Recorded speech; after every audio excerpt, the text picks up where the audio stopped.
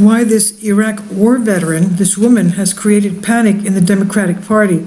Tyler Durden's Zero Hedge reports.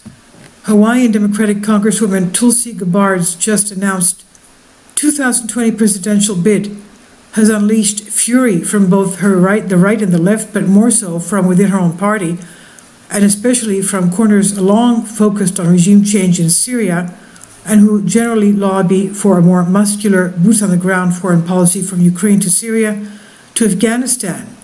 Some pundits have already gone so far to say, keep an eye on her finances, suggesting illegal foreign campaign funding through Damascus or Moscow. Both neocons and liberal interventionists alike have united to slam the anti-war progressive as Assad's mouthpiece in Washington and an Assad apologist, and of course as the customary Putin puppet slur, the latter because, as journalist Michael Tracy puts it, she, quote, hasn't been sufficiently Russian gate crazy for Democrats, end quote. The former charge was regularly sounded after her early 2000 trip to Damascus to meet privately with Syrian President Bashar al-Assad in a diplomatic gesture to personally investigate the West's regime change efforts and its consequences for the Syrian people. The move was slammed by fellow congressional Democrats who raised questions over possible violation of the Logan Act. Funny enough, as a mixed-race far-left congresswoman of American Samoan descent, Hindu, and a U.S. Army Reserve officer, one would think she would be lionized by the left, giving her impeccable identity politics bona fide, but her unforgivable sin? She's long made it a central goal for her political career to end America's interventionist wars of regime change that have cost our nation trillions of dollars and thousands of lives, where she introduced Syria-related resolutions to Congress towards that end.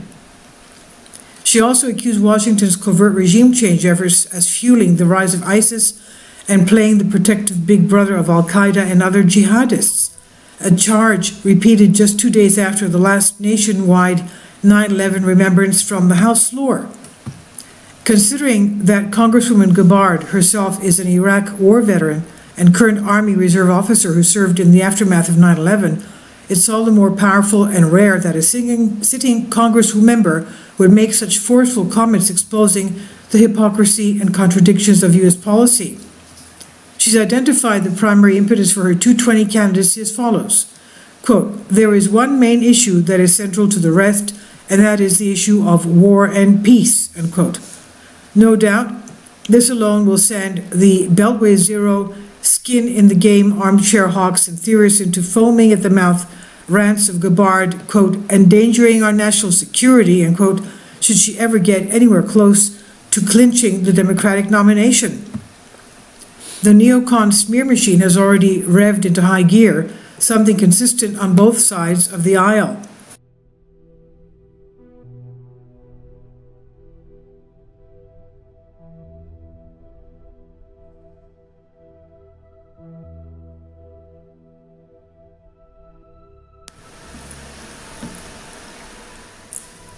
If you'd like to join me on my Patreon account, you will hear content not covered by mainstream media.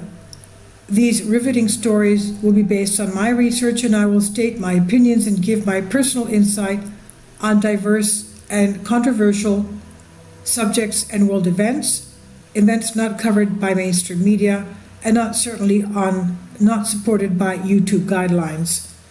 So whatever I have on my Patreon, most of those will not be on my YouTube channel.